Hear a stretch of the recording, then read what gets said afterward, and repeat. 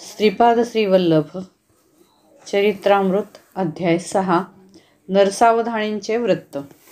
दुसऱ्या दिवशी सकाळी जप ध्यानादी पूर्ण झाल्यावर तिरुमल्लदास म्हणाले, बाबा, श्रीपाद श्रीवल्लभ या चराचर सृष्टीचे मूल आहेत. ते वटवृक्षासारखे आहेत. त्यांचे अंशावतार सगळेच विविधता असलेल्या पारंब्याप्रमाणे आहेत. तेच मूळ परत भूमीमध्ये जाऊन स्वतंत्र तत्व असल्यासारखे दिसते, परंतु त्यांना आधार वटवृक्षच असतो. देव दानवांपासून समस्त प्राणीमात्रांना त्यांचाच आधार आहे. त्यांच्याकडूनच समस्त शक्तींना आश्रय प्राप्त होतो. पुनरपी त्या शक्ती त्यांच्यातच विलीन होत असतात. पर्वत शिखरावर पोचलेल्या व्यक्ती सगळ्या वाटा एकसारख्या दिसतात, त्याचप्रमाणे सगळ्या प्रकारच्या संप्रदायाचे लोक दत्ततत्वामध्येच समन्वय पावतात. प्रत्येक प्राणीमात्रास कांतीचे एक वलय असते. मी पिठिकापुरात राहत असताना तेथे एक योगी आला. तो विग्रहाच्या कांतीवलयाबद्दल माहिती सांगत असे. त्याला व्यक्तीची कांती कोणत्या रंगाची असून किती दूरवर व्यापून आहे हे ते सांगता येत असे. त्याने श्री कुकुटेश्वरालयात येऊन स्वयंभू दत्ताची सूक्ष्म कांती किती दूर व्यापून आहे व कोणत्या रंगाची आहे याची परीक्षा करण्याचे ठरवले. त्या योग्यास स्वयंभू दत्ताच्या ठिकाणी श्रीवल्लभांचे दर्शन झाले. त्यांच्या मस्तकाच्या भोवताली विद्युल्लतेच्या तुलनेची धवलकांती अप्रतिमपणे व्यापून होती.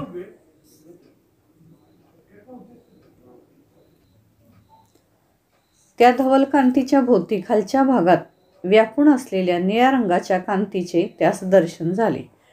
ती मूर्ती त्या योग्यास बघून म्हणाले, बाबा, दुसऱ्यांचे सूक्ष्म शरीर किती दूर व्यापलेले आहे याची माहिती काढण्याच्या प्रयत्नात अमूल्य जीवन काळ व्यर्थ घालवू नकोस. प्रथम तुझ्या हिताचा विचार कर. थोड्याच दिवसात तुझा मृत्यू होणार आहे. सद्गती संपादन करण्याचा विचार कर. सर्व नात्यांचा, सर्व सत्यांचा, सर्व तत्वमूलांचा मूल असलेला दत्त मीच आहे. या कलियुगात पादगया क्षेत्रात महासिद्ध पुरुषांच्या, महायोग्यांच्या, महाभक्तांच्या प्रेमभरीत आव्हानानेच मी येथे अवतार घेतला आहे. स्वामींच्या या उपदेशाने त्यांच्यातील पूर्ववासनांचा नाश झाला. सूक्ष्म शरीराच्या कांतीची माहिती मिळवण्याची त्याची शक्ती श्रीवल्लभातच विलीन झाली. तो श्रीपाद श्रीवल्लभांचे त्यांच्याच स्वगृहात दर्शन घेऊन धन्य झाला. स्वच्छ अशी धवलकांती असलेले श्रीवल्लभ निर्मळ असून संपूर्ण योगावतार आहेत. निळ्या रंगाची कांती असणारे श्रीप्रभू अनंत प्रेमाने, करुणेने भरलेले आहेत आणि या गुणांचे हे रंग निदर्शक आहेत. त्या योग्याची विश्रांती झाल्यावर श्रद्धापूर्ण चर्चा सुरू झाली. चतुर्वर्ण विभाग असलेल्या सूक्ष्म शरीराच्या कांतीचा भेददृष्ट्या निर्णय घ्यावा का, किंवा जन्मसिद्ध कुलगोत्राच्या दृष्टीने निर्णय घ्यावा? कोणत्या वर्णाचा जन्म असला तर वेदोक्त पद्धतीने उपनयन करावे, कोणत्या वर्णाच्या लोकांचे शास्त्रोक्त म्हणजे पुराणोक्त उपनयन करावे?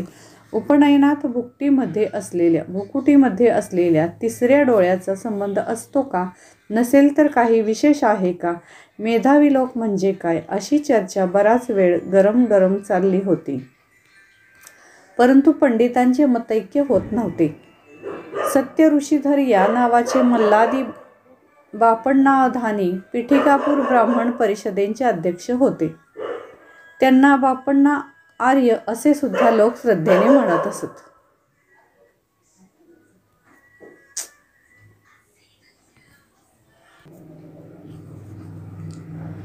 ते मुख्यतः सूर्याची, अग्नीची उपासना करीत. पिठिकापुरात झालेल्या एका यज्ञाचे अधिपत्य करण्याची त्यांना विनंती केली होती. यज्ञाच्या शेवटी कुंभवृष्टी झाली, अर्थात वर्षा झाली.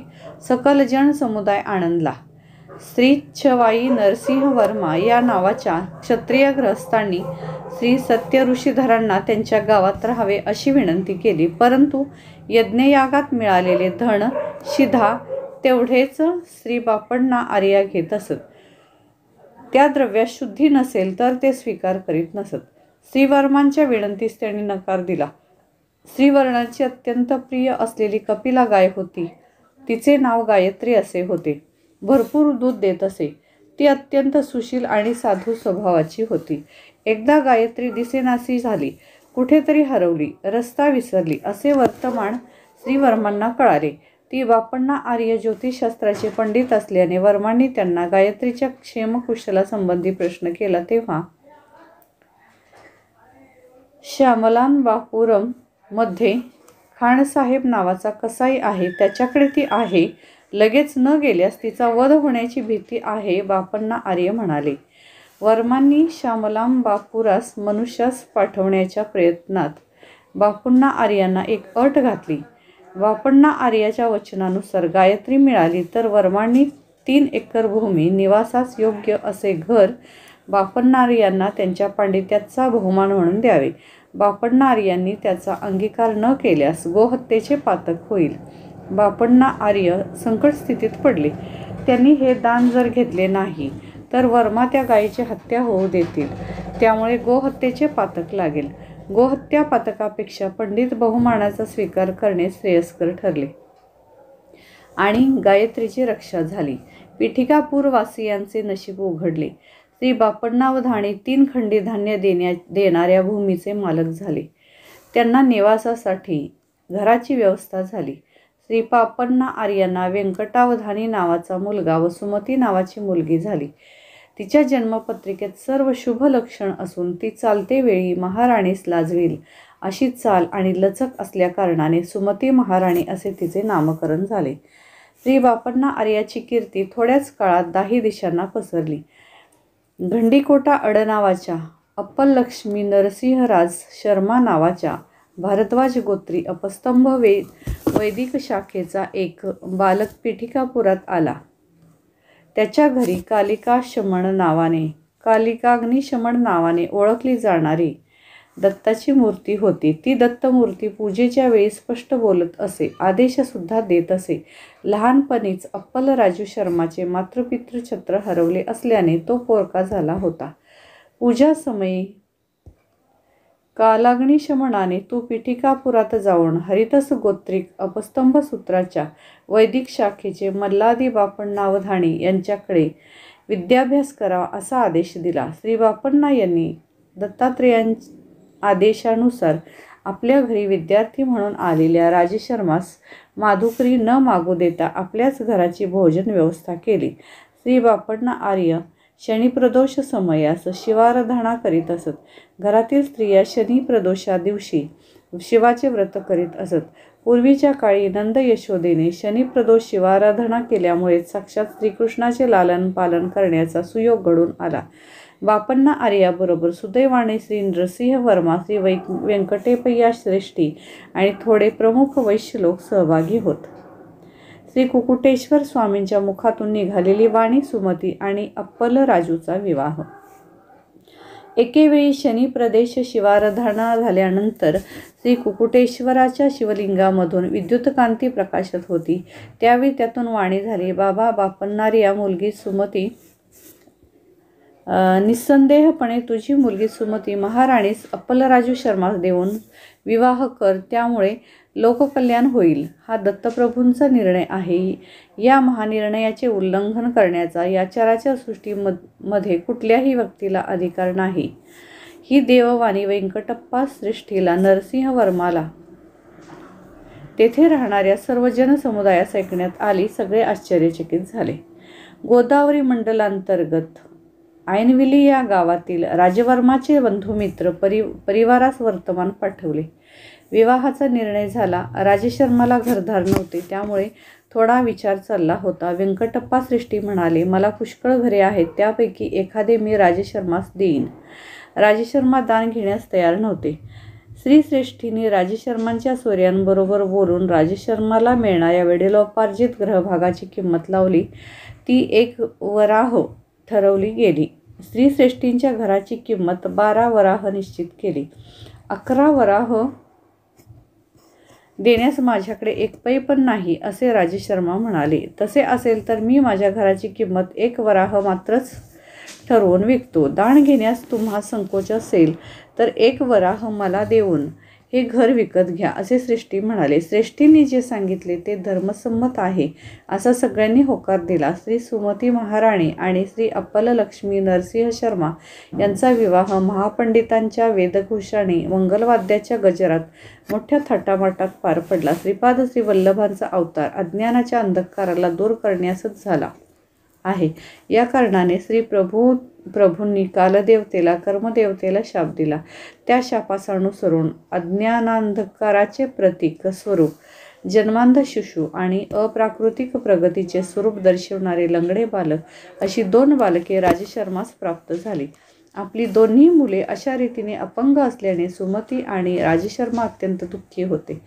ऐनविल्ली गावात एक प्रसिद्ध विघ्नेश्वराचे देऊळ आहे. श्री राजशर्मा यांच्या दुःखाचा परिहार करण्यासाठी त्यांचे नातेवाईक तेथील महाप्रसाद पीठिकापुरात घेऊन आले. सुमती आणि राजशर्मांनी तो प्रसाद आदराने घेतला.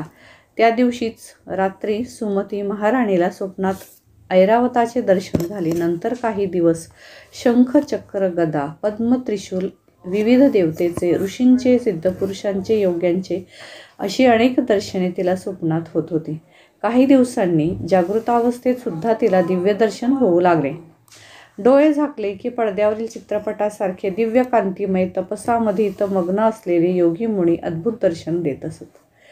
देवतांचे जन्म नक्षत्र आणि सुमतीच्या प्रसव समयाचे नक्षत्र यामध्ये असलेला संबंध. सुमती महाराणीने आपल्या पित्यास दिव्य अनुभवाबद्दल सविस्तर सांगितले. ती म्हणाली, ही सर्व लक्षणे महापुरुषाच्या जननाचे शुभसूचक आहेत. सुमती महाराणीचे मामा श्रीधर पंडित म्हणाले, बाई सुमती, रवी सूर्याचे जन्मनक्षत्र विशाखा आणि श्रीरामावताराचा संबंध आहे. कृतिका हे चंद्राचे जन्मनक्षत्र आहे, याचा आणि श्रीकृष्णावताराचा संबंध आहे. पूर्वाषाढा या नक्षत्रावर जन्मलेल्या अंगारकाचा श्री लक्ष्मी नरसिंह अवताराशी संबंध आहे. श्रवण नक्षत्रावर जन्मलेल्या बुधाचा बुद्धावताराशी संबंध आहे. पूर्वा फाल्गुनी नक्षत्रावर जन्मलेल्या गुरुचा विष्णू अंशाशी संबंध आहे. पुष्य नक्षत्रावर जन्मलेल्या शुक्राचा भार्गवरामाशी संबंध आहे. रेवती नक्षत्रावर जन्मलेल्या शनीचा कुर्मावताराबरोबर संबंध आहे. भरणी नक्षत्रावर जन्मलेल्या राहूचा वराह अवताराशी संबंध आहे. आश्लेषा नक्षत्रावर जन्मलेल्या केतूचा मत्स्यावताराशी संबंध आहे. तू मला प्रश्न केला, समय देवी रहस्याशी संबंधित आहे. कोट्यावधी ग्रहांना, नक्षत्रांना, ब्रह्मांडांच्या स्थितीगतीला निर्देश करणारे दत्तप्रभूचे जन्मास येतील असे मला निश्चित वाटते. दत्तप्रभू हे नित्य वैभव विभूती. आपले दिव्य अनुभव आणि श्रीधर पंडित यांचे मत सुमती महाराणीने राजशर्मास सांगितले. तेव्हा राजशर्मा म्हणाले, मी पूजा करते समयी कालाग्नी शमन दत्तांना विचारतो. कालाग्नी शमन दत्तात्रयांची पूजा होत असता कोणत्याही माणसाने ती पाहू नये असा नियम आहे. पूजेनंतर दत्तप्रभू मानवाच्या रूपात समोर बसून बोलतात, नंतर परत त्या मूर्तीमध्ये विलीन होतात. हा रोजचा आमचा नियम आहे. सामान्य विषय किंवा स्वार्थभरित समस्या आम्ही दत्ताला निवेदन करत नाही. त्या दिवशी पूजेसमयी दत्त महाराज प्रसन्न होते. पूजेनंतर ते मानवी रूपात समोर बसले आणि श्रीधरा या असे बोलविले. दत्तमूर्तीमधून एक रूप बाहेर पडले आणि त्यांच्या समोर ध्यानस्थ बसले. परत आपल्या बोटाने संकेत करीत श्रीधरा या असे म्हणाले. तात्काळ ते रूप त्यांच्या विलीन झाले. राजशर्माला हे सगळेच आश्चर्यजनक होते. श्री दत्तप्रभू म्हणाले, तू आता पाहिलेले रूप येणाऱ्या शताब्दीतील येणारा एकुलता एक अंशावतारच आहे. माझ्यात लीन झालेल्या जीवमुक्तांना सुद्धा मी बोलावताच यावे लागते आणि जा अशी आज्ञा झाल्यास पडद्याआड झाल्यासारखे जावे लागते. माझ्या आज्ञेचे पालन करणे त्यांना चुकतच नाही. माझ्या लीला विभूती केवळ भूमीवरच अपरिमित नाहीत. हे ब्रह्मांड सारेच माझ्या हातातील खेळण्याच्या चेंडूसारखे आहे. मी एका पायाने लत्तप्रहार केल्यास कोट्यावधी योजने पार करतो. मी जन्ममृत्यूच्या अतीत आहे असे म्हणत श्रीप्रभूंनी राजशर्मांच्या भूमध्यात स्पर्श केला. लगेच राजशर्माला पूर्वजन्मीची स्मृती झाली. त्याने एका युगात विष्णुदत्त या नावाने जन्म घेतला असून त्याची पत्नी सुमतीने सोमदेवम्मा नावाने जन्म घेतला होता असे ज्ञात झाले. श्री दत्त महाराज पुढे म्हणाले, मी दत्त या रूपाने दर्शन देऊन तुमची काय इच्छा आहे असे विचारले होते. त्यावेळी पितृश्राद्धाच्या दिवशी जेवायला यावे अशी तुम्ही विनंती केली होती. सूर्याग्नीबरोबर मी श्राद्धाचे जेवण केले. तुमच्या पितृदेवांना शाश्वत ब्रह्मलोकांची प्राप्ती करून दिली. मी श्रीपाद श्रीवल्लभ या नावाने अवतार घेऊन येत्या 100 वर्षापासून या भूमीवर योग्यांना महापुरुषांना दर्शन देतच आहे. पिठिकापुरात सवित्रकाठक चयन भारद्वाज महर्षीने त्रेतायुगात केला होता. तेव्हाचे त्या होमाचे भस्म पर्वतासारखे जमून बसले. कालांतराने ते भस्म द्रोणागिरी पर्वतावर शिंपडले गेले. मारुती द्रोणागिरी पर्वत घेऊन जात असताना एक छोटा भाग गणगापुरात पडला. गंधर्वनगर, भीमा, अमरजा पवित्र नद्यांचा संगम प्रदेश आहे. श्रीपाद श्रीवल्लभांच्या अवतार समाप्तीनंतर मीन अंश मीन लग्नावर करंज नगरीत शुक्ल यजुर्वेदीय वाजसनेय मध्यान्ह शाखेत नृसिंह सरस्वती या नावाने जन्म घेऊन गंधर्व नगरात अनेक लीला करीन.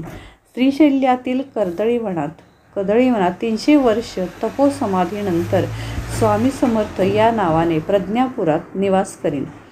जेव्हा शनी मीनेत प्रवेश करेल तेव्हा या शरीराचा त्याग करीन.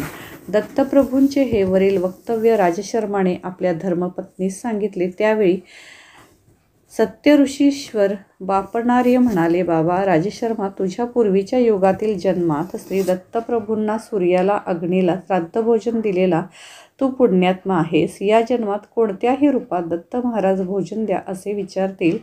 तो दिवस पितृश्राद्धाचा असला तरी कसलाही विचार न करता ब्राह्मण जेवायच्या अगोदर श्री दत्ताने भोजन विचारले तर जरूर वाढावे. बाई सुमती, ही गोष्ट लक्षात ठेव. बाबा शंकर भट्टा, दत्तप्रभूंच्या लीला अलौकिक आहेत. आत्तापर्यंत कधीही न ऐकलेल्या आणि अपूर्व आहेत. महालया अमावस्येचा दिवस होता. राजशर्मा पितृश्राद्धाच्या तयारीत होते. द्वारासमोर भवती भिक्षांदेही असा आवाज ऐकला आणि त्या अवधूताला सुमती महाराणीने भिक्षा घातली. काही मागणे माग असं म्हणणाऱ्या अवधूताला सुमती म्हणाली, बाबा आपण अवधूत आहात. आपले वाक्य म्हणजे सिद्ध वाक्यच आहे. श्रीपाद श्रीवल्लभांचा अवतार लवकरच या भूमीवर होईल असे विद्वान लोक सांगतात. दत्तप्रभू आता कोणत्या रूपात संचार करीत आहेत? या 100 वर्षांपासून या भूमीवर श्री दत्तप्रभू श्रीपाद श्रीवल्लभ या रूपात फिरत आहेत असे ज्ञात होत आहे. आपण मला काहीतरी माग असे म्हटले. मला श्रीपाद श्रीवल्लभांचे रूप पाहण्याची फार तीव्र इच्छा आहे. श्रीपाद श्रीवल्लभांचा आविर्भाव प्राकट्य. हे शब्द ऐकून त्या अवधूताने घोणे दणानून जाणण्यासारखे भूकंप आल्यासारखे विकट हास्य केले. सुमती महाराणीला तिच्या सभोवतीचे समस्त विश्व एका क्षणातच अदृश्य झाल्यासारखे वाटले. समोर 16 वर्ष वय असलेला सुंदर बालक यतीच्या रूपात प्रकट झाला आणि म्हणाला, आई मीच श्रीपाद श्रीवल्लभ आहे, मीच दत्त आहे. अवधूतांच्या रूपात असताना श्रीवल्लभांचे ही रूप पाहण्याची इच्छा व्यक्त केलीस. ती इच्छा पूर्ण करण्यास तुला श्रीवल्लभांच्या रूपात दर्शन दिले.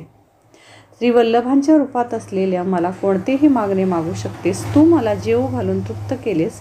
जे मागशील ते वरदान द्यावे अशी इच्छा आहे. या जगातील लोकांनी संकल्प रूपाने पापकर्म केल्यास पापांचे फळ प्राप्त होते. संकल्पाने पुण्यकर्म केल्यास पुण्यकर्माचे फळ प्राप्त होते. निष्काम कर्माचे आचरण केल्यास त्याला अकर्म म्हणतात. ते सुकर्मही नसते अथवा दुष्कर्मही नसते. अकर्मास पुण्य किंवा पाप असे कोणतेच फळ नाही, म्हणून दुसरेच फळ द्यावे लागते. ते भगवंताधीन असते. अर्जुनाने अकर्म केल्यामुळेच श्रीकृष्णाने त्याला कौरवांना मारायला सांगितले. तसे मारल्यास पाप लागणार नाही असे श्रीकृष्णाने अर्जुनास सांगितले. कौरवांचा संहार हा भगवंत निर्णयच होता. तुम्ही दंपतींनी पण विशेष असे अकर्म केले आहे, म्हणूनच लोकहितार्थाने काहीतरी प्राप्तिफळ दिले पाहिजे. निसंदेहाने तुझी इच्छा मला सांग, न चुकता ती पुरवीन. श्री दत्ताच्या दर्शनानंतर सुमती महाराणीला स्फुरलेला संकल्प. ती दिव्यमंगल मूर्ती पाहून सुमती महाराणीने पादाभिवंदन केले. श्री वल्लभांनी सुमती महाराणीला उचलून उभे केले व म्हणाले, आई मुलाच्या पाया पडणे हे अयोग्य आहे. याने मुलाचे आयुष्य क्षीण होते. तेव्हा सुमती म्हणाले, श्री वल्लभ प्रभू आई म्हणून बोलाविले आपले हे सिद्ध वाक्य आहे तेच बोल खरे करावे. तू माझा मुलगा म्हणून जन्मास यावे. यावर श्री दत्तप्रभूंनी तथास्तु असा आशीर्वाद दिला आणि म्हणाले, मी श्रीपाद श्रीवल्लभ या रूपाने तुझ्या गर्भात येईल. आईने लेकरांच्या पायावर पडणे हे लेकराचे आयुष्य क्षीण होणेच होय. म्हणून मी धर्मकर्माच्या सूत्रांच्या उलट जात नाही. मी पुत्ररूपाने 16 वर्षापर्यंत जीवन व्यतीत करेन. यावर सुमती म्हणाली, केवढा हा अविचार, 16 वर्षापर्यंतच आयुष्य, असे म्हणून विलाप करू लागली. त्यावर श्रीचरणांनी सांगितले, आई, 16 वर्षापर्यंत तुम्ही सांगाल तसे ऐकून राहील. प्राप्ते तू 16 वर्ष पुत्रम मित्र वादचरेत, असे शास्त्रवचन आहे. 16 वर्ष वय असलेल्या मुलाबरोबर मित्रासारखेच वागले पाहिजे. आपल्या इच्छांचे दडपण त्याच्यावर आणू नये. मग लग्न करण्यासाठी बंधन घालू नये. मला यती होऊन स्वेच्छेनं विहार करण्याची परवानगी द्यावी. माझ्या या संकल्पाच्या विरुद्ध तुम्ही बंधन घातले तर मी घरात राहणार नाही, असे सांगून त्वरित दत्तप्रभू अदृश्य झाले. सुमती महाराणी अवाक झाली. तिला काहीच कळेनासे झाले. घडलेला सारा वृत्तांत तिने आपल्या पतीस विवरण करून सांगितला. तेवढ्यात अप्पलराजू म्हणाले, सुमती, विचार करू नको. श्री दत्त महाराज या प्रकारे आपल्या घरी भिक्षेस येतील असा विषय तुझ्या वडिलांनी सूचना म्हणून अगोदर सांगून ठेवला होता. श्री दत्त हे करुणेचा महासागर आहेत. श्रीवल्लभांचा जन्म होऊ दे, नंतर आपण विचार करू. अप्पलराजूच्या घरी अवधूत आले ही वार्ता सगळ्या गावात पसरली. पितृदेवांची अत्यंत प्रमुख असलेली महालय अमावस्येच्या दिवशी ब्राह्मण जेवायच्या आधी अवधूतास भिक्षा दिली याविषयी चर्चा झाली. श्री पापण्णावधानी म्हणाले, श्रीपाद श्रीवल्लभांचा जन्म होणार हे सगळेच म्हणतात. अवधूतांना साष्टांग नमस्कार करणे विहितच आहे. त्यामध्ये सुमतीचा काहीच दोष नाही. पुत्ररूपाने जन्मल्यावर त्याला साष्टांग नमस्कार केल्यास बालकाचे आयुष्य क्षीण होते, परंतु अवधूत वेशात असताना साष्टांग नमस्कार करणे चूक नाही. या प्रसंगाने पिठिकापुरातील सर्व ब्राह्मणांची ईर्ष्या वाढली. विशेषत्वाने नरसावधानी या नावाच्या पंडिताची अमावस्येच्या दिवशी सगळेच पितृकार्यामध्ये निमग्न झाले होते. भोगत्याचा दुष्काळ होता ही फार मोठी समस्याच पडली. श्री बापन्नार यांनी अप्पलराजूच्या घरी मात्र निर्विघ्नपणे कार्य पार पडेल असे सांगितले. श्री राजशर्मा कालाग्नी शमनांचे ध्यान करीत होते. तितक्यात भोगते म्हणून 3 अतिथी आले आणि पितृकार्य निर्विघ्नपणे पार पडले. बाबा शंकर भट्टा, त्या दिवशी वैश्यांना वैद्योक्त उपनयन करण्याचा अधिकार आहे का नाही असा विषय चर्चेत मुख्यांश होता. ब्राह्मणांची परिषद जमली. बंगाल देशातील नवद्वीपाहून आशुतोष या नावाचे पंडित पादक या क्षेत्रास आले होते. त्यांच्याकडे अत्यंत प्राचीन नाडी ग्रंथ होते. त्यांना देखील पंडित परिषदेचे आमंत्रण होते. बापण्णाचार्यांनी सांगितले, नियमनिष्ठेमध्ये ब्राह्मण क्षत्रिय वैश्य समानच असतात. श्रीपादांच्या जन्मसमयी दुग्गोच्चर झालेले अद्भुत दृश्य. इतक्यात मी म्हणालो, महाराज, श्रीपाद प्रभूंच्या लीला विस्तारपूर्वक सांगून मला धन्य करावे. अरे शंकर भट्टा, नरसावधानी बापन्नार यावर क्रोधित झाले व एनकेन प्रकारे त्यांचा अपमान करण्याचे त्यांनी ठरवले. त्यांची बगलामुखी साधना विफल होण्याचे एकमेव कारण बापण्णार्यच आहेत असे त्यांच्या मनाने ठामपणे घेतले होते. तांत्रिक प्रयोगाने बापण्णार्याने त्यांची मंत्रसिद्धी निष्प्रभ केली असा कुप्रचार करण्यास त्यांनी सुरुवात केली. नाडी ग्रंथात श्रीपाद प्रभूंच्या अवताराविषयी जे विवरण होते ते त्यांना विचलित करीत होते. नाडी ग्रंथ हा मुख्यतः अविश्वसनीय आहे. बापण्णार्यांनी मत्स्याहारी ब्राह्मणास भोजन दिले हा अनाचार घडला असा नरसावधानी यांनी वाद मांडला. मनुष्य पूर्ण ब्रह्माचा अवतार कदापि होऊ शकत नाही, तर तान्ही बाळ श्रीपाद श्रीवल्लभ सर्वार्थयामी सर्वज्ञ सर्वशक्तिमान असे श्री दत्तप्रभूंचे कसे बरे अवतार घेऊ शकतील. श्रीपाद प्रभूंनी अगदी लहान असताना केलेला प्रणवोच्चार, पाळण्यात असताना केलेला शास्त्रप्रसंग आणि वयास न शोभणारे प्रज्ञेचे प्रदर्शन नरसावधानींना पटले नाही. एखाद्या विद्वान ब्राह्मण श्रीपादाच्या शरीरात प्रवेश करून असे बोलतो आहे असा त्यांनी प्रचार केला. श्री कुकुटेश्वराच्या मंदिरात असलेले स्वयंभू तेच खरे दत्तात्रय आहेत, तेच वर प्रदान करणारे आहेत. याला बालकास दत्तस्वरूप मानणे चुकीचे आहे असा नरसावधानी यांनी सर्वांचा समज करून देण्याचा प्रयत्न केला. श्रीपादांच्या जन्मानंतर सतत 9 दिवसापर्यंत त्या जागेवर त्यांना निजवत असत. त्या जागी एक 3 फाण्यांचा नाग आपला फणा उभारून बाळावर छाया करीत असे. श्रीपाद मातेच्या गर्भातून साधारण बालकाप्रमाणे जन्मास न येता ज्योतिरूपाने अवतरले होते. जन्म होता क्षणीच महाराणी सुमती मूर्छित झाल्या. प्रसूतिगृहातून मंगलवाद्यांचा ध्वनी येऊ लागला. थोड्या वेळात आकाशवाणी झाली व सर्वांना बाहेर जाण्याचा आदेश झाला. श्रीपादांच्या सानिध्यात 4 वेद, 18 पुराणे आणि महापुरुष ज्योतिरूपाने प्रकट झाले व पवित्र वेदमंत्रांचा घोष बाहेर सर्वांना ऐकू येऊ लागला.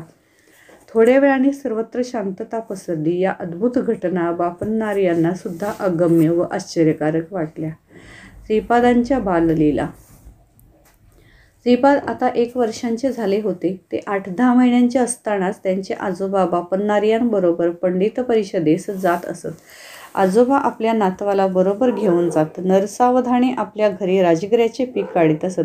राजगिऱ्याची भाजी अत्यंत रुचकर असते. गावातील लोक नरसावधानीस ती भाजी देण्याची विनंती करीत, परंतु ते ती भाजी कोणाला देत नसत. कोणाकडून काही विशेष काम करून घ्यायचे असल्यास त्याला ते ती भाजी देत व इच्छित काम करून घेत. श्रीपादांनी एकदा आपल्या आईस राजगिऱ्याची भाजी करण्यास सांगितले. ही भाजीसुद्धा नरसावधानीच्या घरचीच त्यांना हवी होती, परंतु ते काम कठीण होते. श्रीपाद लहान असताना स्वेच्छेने चालत नरसावधानींच्या घरी जात असत.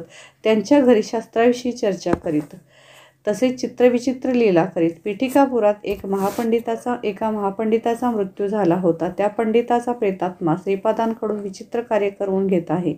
या बालकास योग्य ते उपचार न करता बापण्णाचार्य व राजशर्मा हे दोघे बालकास दत्तावतारी समजत आहेत, असे नरसावधानी सर्वांना सांगत. पिठिकापूर हे पादगय क्षेत्र असून पितृदेवतांचे प्रधान स्थान आहे. विगत आत्म्यांशी संपर्क साधून संभाषण करण्याचे सामर्थ्य असलेले तत्ववेत्ते तेथे राहत असत. श्रीपादांच्या शरीरात कोणत्याही महापंडिताचा आत्माच वास करीत आहे आणि त्यांच्याकडून अगम्य अशी लीला करून घेत आहे, अशी धारणा पिठिकापुरममध्ये दृढ होत होती. मी मलयाद्रीपुरमहून पिठिकापुरम येथे आलो तेव्हा श्री बापण्णार्य आणि राजशर्मा यांच्या घरचा रजक होतो. नरसावधानींच्या घरचा जो रजक होता तो वृद्धावस्थेने मरण पावला होता. त्या रजकाचा मुलगा वायसपूर येथे निघून गेला होता, त्यामुळे त्याच्या घरचे रजकाचे काम मला मिळाले होते. मी लहानपणापासून बापन्नार्यलूच्या सहवासात असल्याने माझ्यातील सत्प्रवृत्ती जागृत झाली होती व अध्यात्माची ज्योत प्रज्वलित झाली होती. ज्या दिवशी मी नरसावधानींना पाहत असे त्या दिवशी मला पोटाचा विकार होऊन अन्न ग्रहण न करण्या इतकी माझी दीन अवस्था होई. नरसावधानींचे कपडे मी स्वतः न धुता माझा मुलगा रविदास ते धुत असे. सात्विक प्रवृत्तीच्या लोकांकडेच मी कपडे धुत असे. तिरुमल दासांवर श्रीपादांचा दिव्य अनुग्रह. नरसावधानींचे कपडे मी स्वतः न धुता ते माझा मोठा मुलगा रविदास धुतो, ही वार्ता त्यांच्या कानी गेली.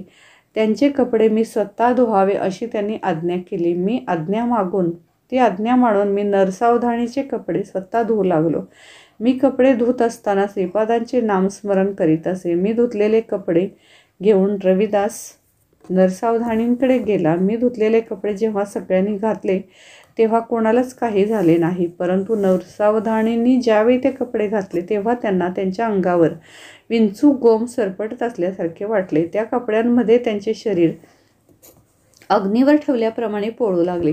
नरसावधानींनी मला बोलावले व ते रागाने म्हणाले, कोणत्या तरी क्षुद्र विद्येचा मंत्रास प्रयोग मी कपड्यावर केला आहे. त्या अपराधाबद्दल त्यांनी माझी न्यायाधीशाकडे तक्रार केली, परंतु चतुर न्यायाधीशांनी मला निर्दोष जाहीर करून सोडून दिले. मी आनंदात घरी आलो. थोड्याच वेळात श्रीपाद प्रभू एका 16 वर्षाच्या युवकाच्या रूपात आमच्या घरी आले. श्रीपाद प्रभू वाटेल त्या रूपात येऊन भक्तांना दर्शन देत असत. मी आश्चर्याने म्हणालो, महाराज, आपण उत्तम अशा ब्राह्मण कुलामध्ये जन्मलेले आहात, तेव्हा आमच्यासारख्या रजकाच्या वस्तीत येणे काही योग्य नाही. तेव्हा प्रभू म्हणाले, नरसावधानीसारखे पापाचे गाठोडे डोक्यावर वाहणारे ब्राह्मण खरे तर रजकांपेक्षा कमी दर्जाचे असतात, परंतु तुझ्यासारखेच ब्राह्मणांची ओढ असलेले रजक त्यांच्यापेक्षा श्रेष्ठच असतात. श्रीपादांचे ते शब्द ऐकून मी त्यांच्या चरणांवर नतमस्तक झालो आणि ढसाढसा रडलो. श्रीप्रभूंनी माझ्याकडे अमृतदृष्टीने पाहिले व आपल्या दिव्य हाताचा स्पर्श करून मला उठविले. नंतर त्यांनी आपला उजवा हात माझ्या शिरावर ठेवला आणि त्याच क्षणी मला पूर्वीचे जन्म आठवले. माझ्यातील योगशक्तींना चालना मिळाली. कुंडलिनी शक्तीसुद्धा जागृत झाल्याचा अनुभव येऊ लागला. श्रीपाद प्रभू हळूहळू पावले टाकीत अंतर्धान पावले. श्रीपाद प्रभूंनी आपल्या आईजवळ राजगिर्याची भाजी करून देण्याचा हट्ट केला. त्यांना नरसावधानींच्या घरातील भाजी हवी होती, परंतु ती गोष्ट अशक्य होती. यावेळी बापटनार्य म्हणाले, श्रीपादा, उद्या सकाळी मी तुला नरसावधानींच्या घरी घेऊन जातो. तू स्वतः त्यांना राजगिर्याची भाजी देण्याची विनंती कर. परंतु जर त्यांनी ती भाजी देण्यास नकार दिला तर त्या भाजीसाठी पुन्हा हट्ट कधी करू नकोस. दुसऱ्या दिवशी बापटनार्य पालक श्रीपादाला घेऊन नरसावधानीकडे गेले. त्यांच्या घरी जाताच बापटनार्य श्रीपादांना म्हणाले, श्रीपादा, मोठ्यांना नमस्कार करून त्यांचे आशीर्वाद घ्यावेत. नरसावधानी बाहेर ओसरीवर बसले होते. त्यांची लांब शिखा पाठीवर रुळत होती. ती नरसावधानींना अत्यंत प्रिय होती. श्रीपादांनी नरसावधानींकडे बघितले व 2 हात जोडून त्यांना नमस्कार केला. श्रीपादांची तीक्ष्ण नजर नरसावधानींच्या पाठीवर विसावलेल्या शिखेवर पडली आणि काय आश्चर्य, ती आपोआप गळून खाली पडली. ती पाहून नरसावधानींनी अगदी गोंधळून गेले. यावेळी श्रीपाद म्हणाले, आजोबा, नरसावधानी आजोबांची अत्यंत प्रिय असलेली शिखा गळून पडली. आता त्यांच्याकडे राजगिर्याची भाजी मागणे योग्य होईल का? चला आपण घरी जाऊ. श्रीपादांनी राजगिर्याची भाजी पुन्हा कधीही विचारली नाही. श्रीपादांच्या नमस्कारामुळे झालेले नुकसान नरसावधानींच्या लक्षात आले. ते ध्यानात बसले असता त्यांच्या शरीरातून त्यांच्यासारखेच दिसणारे एक तेजोवलय बाहेर पडले. नरसावधानींनी त्या तेजोवलयास विचारले, तू कोठे चाललास? त्या तेजपुंज नरसावधानींसारखे दिसणाऱ्या आकृतीने उत्तर दिले, मी तुझ्यात राहणारे पुण्यशरीर आहे. तू आत्तापर्यंत कितीतरी वेदपठन केलेले आहे. स्वयंभू दत्तात्रयांची आराधना केलीस, परंतु साक्षात श्री दत्तात्रयांचे अवतार श्रीपाद श्रीवल्लभांचा अपमान केलास. तू तुझ्या शिखेवर राजगिर्याच्या भाजीवर असलेलं प्रेम, आसक्तीच्या 1,00,000अंश जरी प्रेम श्रीपादांविषयी असते तर तुझ्या जन्माचे सार्थक झाले असते. परंतु मोहपाशांनी स्वतःस बांधून घेऊन मोक्षाची एक दिव्य संधी घालवलीस. तू लवकरच दरिद्री होशील. त्या दारिद्र्याचे हरण करण्यासाठीच श्रीपाद प्रभूंनी तुला शाकदान मागितले होते. त्यांना जर तू ते दान दिले असतेस तर तुला आता येणारे दारिद्र्य न येता उत्तम ऐश्वर्य प्राप्त झाले असते. तू स्वतः आपल्या हातांनी ही संधी दवडलीस. श्रीपाद प्रभू करुणेचे सागर आहेत. हा अवतार संपल्यावर ते दुसरा नृसिंह सरस्वती नावाने अवतार ग्रहण करतील. त्यावेळी तू एक दरिद्र ब्राह्मणाच्या रूपात जन्म घेशील. त्या जन्मात सुद्धा तू घरी राजगिर्याची भाजी पिकवशील. त्यावेळी योग्य समय पाहून मी पुन्हा तुझ्या शरीरात प्रवेश करीन. त्यावेळी श्रीपाद प्रभू तुझ्या घरी भिक्षेसाठी येतील. तू प्रेमाने वाढलेली भिक्षा घेऊन ते तुला ऐश्वर्य प्रदान करतील. सध्या मात्र मी तुझे शरीर सोडून जात आहे. श्रीपाद प्रभूंनी केलेला नमस्कार तुला नव्हता तर तुझ्यातील पुण्य स्वरूपात वास्तव्य करणाऱ्या मला होता. त्यांनी मला तुला सोडून देऊन त्यांच्या स्वरूपात लीन होण्याची आज्ञा केली होती. त्यानुसार मी श्रीपादाच्या स्वरूपात लीन होण्यास जात आहे. आता तुझ्या शरीरात केवळ पाप पुरुषच उरला आहे. असे बोलून तो पुण्यात्मा श्रीपादांमध्ये विलीन झाला. कालांतराने नरसावधानींची प्रकृती क्षीण होत गेली. लोक त्यांच्या शब्दांचा निरादर करू लागले. त्यांच्या चेहऱ्यावर विलसणारे विद्वत्तेचे तेज लोप पावले. याच वेळी पिठीकापुरात विषूची साथ पसरली, म्हणजे कॉलराची साथ पसरली. त्यात अनेक ग्रामवासी रोगास बळी पडले. दूषित पाण्यामुळे हा रोग बळावत असल्याचा निष्कर्ष गावातील वैद्यांनी काढला. भयभीत झालेल्या ग्रामवासियांनी या महामारीच्या रोगावर शास्त्रीय रीतीने निर्मूलन पद्धती काढावी अशी प्रार्थना बापटनार्यांना केली. श्री बापटनार्यांनी आपल्या अंतर्दृष्टीने जाणले की महामारी जलदोषाने झालेली नसून वायुमंडल कलुषित झाल्याने झाली आहे. परंतु बापटनार्याचे हे मत गावातील वैद्यांना पटले नाही. ग्रामस्थांनी ग्रामदेवतेस पशुबली देऊन तांत्रिकाकडून विविध प्रकारच्या पूजा महामारीच्या निर्मूलनासाठी केल्या. पशुचा बळी दिल्याने त्यांच्यातील प्राणशक्ती बळजबरीने बाहेर काढली जाते व तिला मंत्रोच्चाराने वश करून घेतात. प्राणशक्तीस वृद्धिंगत करण्यासाठी योगाच्या प्रक्रिया किंवा सात्विक आराधनेचा अवलंब करणे अधिक योग्य आहे असे श्री बापण्णार यांचे मत होते. त्यांनी ग्रामवासियांना असे सुचवले, परंतु अंधश्रद्धेने त्यांनी पशुबळी देण्याचे थांबवले नाही. गावातील काही मंडळींनी पशुबळीचा विषय श्रीपाद प्रभूंपुढे काढला. त्यावर श्रीपाद म्हणाले, ग्रामदेवतेस विनंती केली आहे की तिने पशुबळीचा स्वीकार करू नये. श्रीपादांच्या आज्ञेनुसार ग्रामदेवता समुद्रस्नानास करण्यास गेली आहे. आता दूध उतू घालून देवतेस नैवेद्य अर्पण करण्यास या रोगराईपासून तुमची सुटका होईल. कालिकेचे रूप धारण केलेली ग्रामदेवता शांत होईल. ही वार्ता गावातील सर्व लोकांना कळवण्यासाठी एका चर्मकारास बोलावून चर्मवाद्यावर दवंडी पेटवण्यास सांगितले. दवंडी कुणी पिटायची असे विचारल्यावर श्रीपाद म्हणाले, विषूची रोगाने ग्रस्त व्यंकय्या याने दवंडी पिटावी असा माझा निरोप त्यास सांग.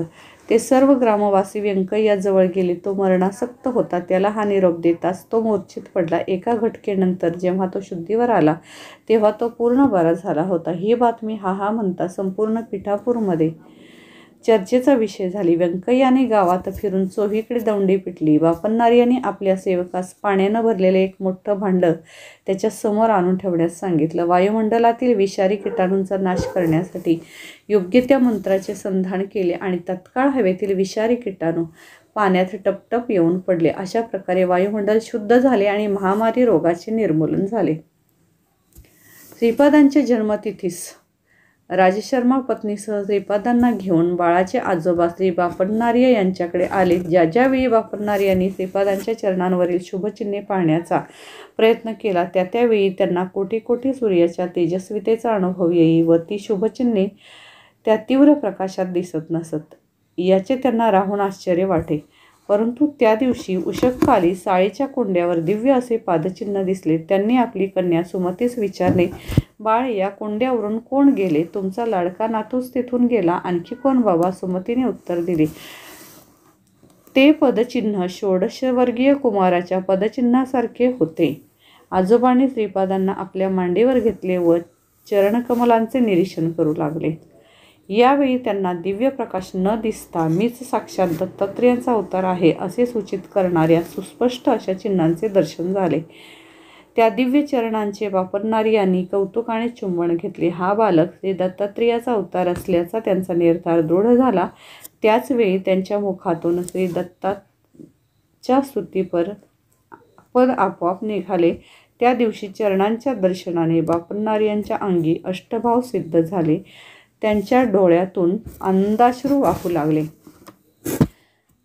ते श्रीपादांच्या गालावर ओघळले आणि मोत्याच्या बिंदूसारखे चमकत होते. आजोबांनी आपल्या उपरण्याने हळूवारपणे श्रीपादांच्या गालावरील ते थेंब पुसले. त्यावेळी श्रीपाद म्हणाले, आजोबा, तुम्ही सौरमंडलातून शक्तिपात करून ती शक्ती श्रीशैल्य स्थित श्री मल्लिकार्जुन शिवलिंगात आकर्षित केली होती. त्याचवेळी सूर्यमंडलातील ती शक्ती गोकर्ण महाबळेश्वरी व पादगया क्षेत्री स्थित असलेल्या स्वयंभू श्री दत्तात्रेयांच्या ठायी सुद्धा आकर्षित झाली. गोकर्ण महाबळेश्वर क्षेत्रास अधिक शक्ती संपन्न करण्याच्या प्रति शुभ स्पंदनांचे प्रसारण व्हावे असा माझा संकल्प आहे. गोकर्ण महाबळेश्वर हे परमेश्वराचे आत्मलिंग आहे. त्याच्या केवळ दर्शनाने मुक्ती साध्य होते. तसेच श्रीशैल्याच्या दर्शनाने सुद्धा मुक्तीचे फळ प्राप्त होते. येथील मल्लिकार्जुनास शक्ती संपन्न करण्याचा संकल्प आहे. तुम्ही सत्यऋषी आहात. मी यतीच्या रूपात होतो तेव्हा आईने मला नमस्कार केला, त्यामुळे मी अल्पायुष्य होणार असे आपले मत आहे. तुम्ही सत्यऋषी आहात.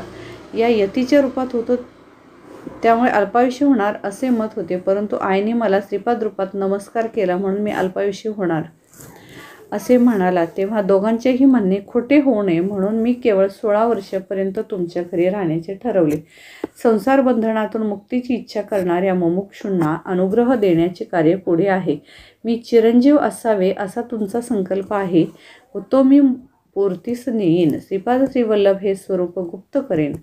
नृसिंह सरस्वती हा अवतार घेतला तरी श्रीपाद श्रीवल्लभ रूप हेच नित्य सत्य रूप म्हणून राहील. नृसिंह सरस्वतीचे अवतार कार्य पूर्ण करून श्रीशैल्यास असलेल्या कदलीवनात 300 वर्षपर्यंत तपश्चर्या करून प्रज्ञापूर म्हणजे अक्कलकोट येथे स्वामी समर्थ रूपात प्रकट होईन. तेथील वटवृक्षाने माझी प्राणशक्ती प्रवेश करून मल्लिकार्जुन शिवलिंगात विलीन होईल. बापण्णार यांना हे सगळे आश्चर्यकारक व अद्भुत वाटले. आजोबांच्या घरी पहिल्या वर्षीचा वाढदिवस अति आनंदात व थाटाने साजरा झाला. पीठिकापुरमला त्या दिवशी आणखी एक आश्चर्य घडले. नरसावधानी देवळाचे पुजारी आणि अजून काही मंडळी कुकुटेश्वराच्या मंदिरात दर्शनाला गेले असताना त्यांना तेथे स्वयंभू दत्तात्रयांची मूर्ती दिसली नाही. मंदिरातील मूर्ती दिसेनाशी झाल्याची वार्ता गावात दावानलासारखी पसरली. नरसावधानींच्या विरुद्ध असलेला एक तांत्रिक मूर्ती अदृश्य होण्याचे कारण नरसावधानीच आहेत असं मोठ्या तावातावाने म्हणू लागला. नरसावधानी शूद्र विद्येचे उपासक आहेत, त्यांनीच मूर्ती अदृश्य केली असा प्रचार गावात करण्यास त्याने सुरुवात केली. पीठापुरमच्या ब्राह्मणांनी नरसावधानींच्या घराची झडती घेण्याचे ठरवले. ते ब्राह्मण श्री बापण्णार्यांना भेटले व झालेला प्रकार सांगितला. तेव्हा बापण्णार्य त्या ब्राह्मणास म्हणाले, सत्यप्रत्यय येईपर्यंत मौन राहावे. योग्य वेळी या प्रश्नाचे समाधान होईल. नरसावधानींच्या घराची झडती घेऊन संशयित स्थळी खोदकाम केल्यावर तेथे मानव कपाल व शूद्र विद्येस उपयोगी पडणाऱ्या काही वस्तू सापडल्या, परंतु श्री दत्तात्रयांची मूर्ती मात्र मिळाली नाही.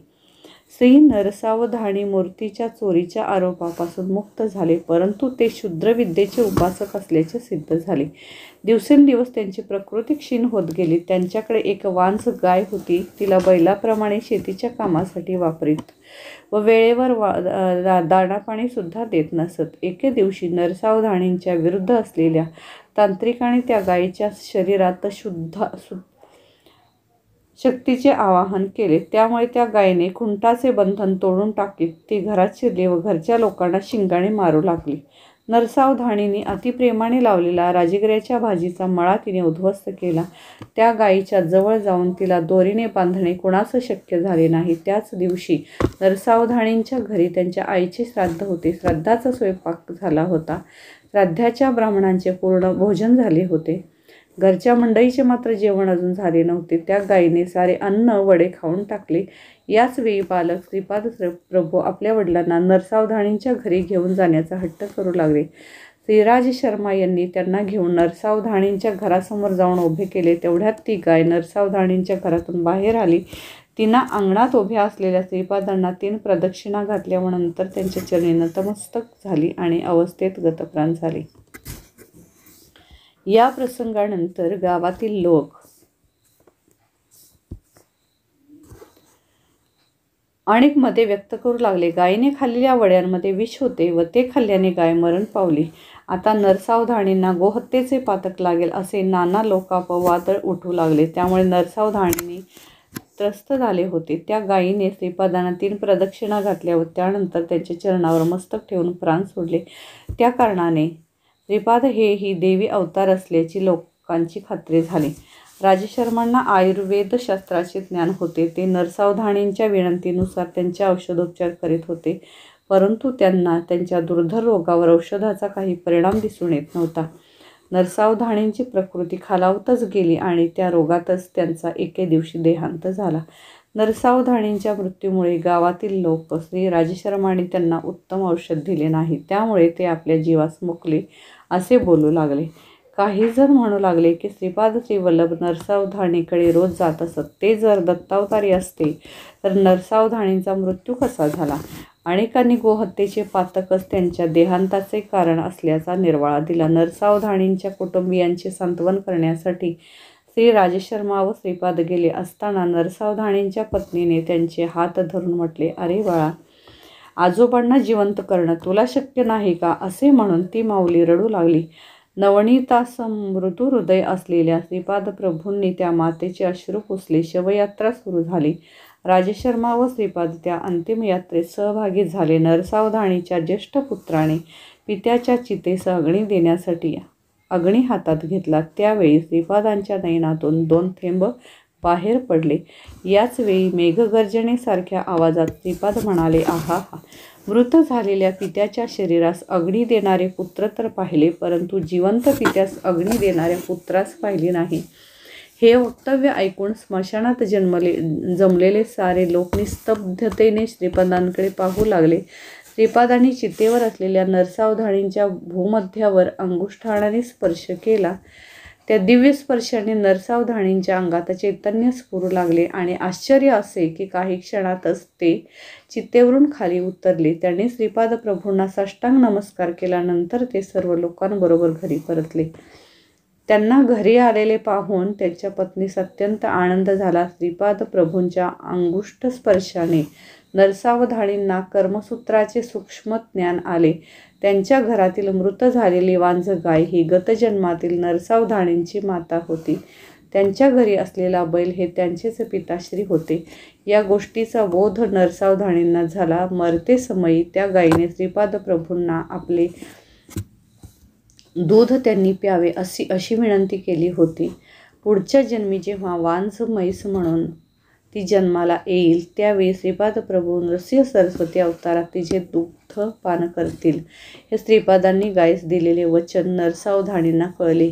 ज्या तांत्रिकाने नरसावधानींवर प्रयोग केला होता त्याचा मृत्यू लवकरच होणार असून पुढच्या जन्मी तो ब्रह्मराक्षसाच्या योनीत जन्म घेणार असून त्याच्यावर यतिरूपात असलेल्या श्रीपादांचा अनुग्रह होईल असे सूक्ष्म लोकातील विषय नरसावधानींना श्रीपादांच्या कृपाप्रसादाने ज्ञात झाले. त्यांना स्वतःच्या पुढील जन्माची माहिती सुद्धा कळली. पुढील जन्मात त्यांच्या घरी यतिरूपाने श्रीपाद प्रभू येऊन त्यांच्याकडून राजगिर्याची भाजीची भिक्षा स्वीकारून राजगिर्याचे पीक स्वहस्ते नष्ट करून त्याच्या मुळाशी असलेला सोन्याच्या नाण्यांनी भरलेला हंडा देतील. ही भविष्यवार्ता नरसावधानींना श्रीपादांच्या अंगुली स्पर्शाने कळली होती.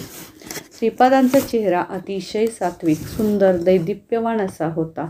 त्यांची तुलनाच होऊ शकत नाही. श्रीपाद प्रभूंनी नरसावधानी आणि त्यांच्या पत्नीस केलेला उपदेश, त्यांचा अनुग्रह केलेली विधाने मी तुला उद्या सांगेन. आता आपण त्यांचे स्मरण करीत भजनात रंगून जाऊया.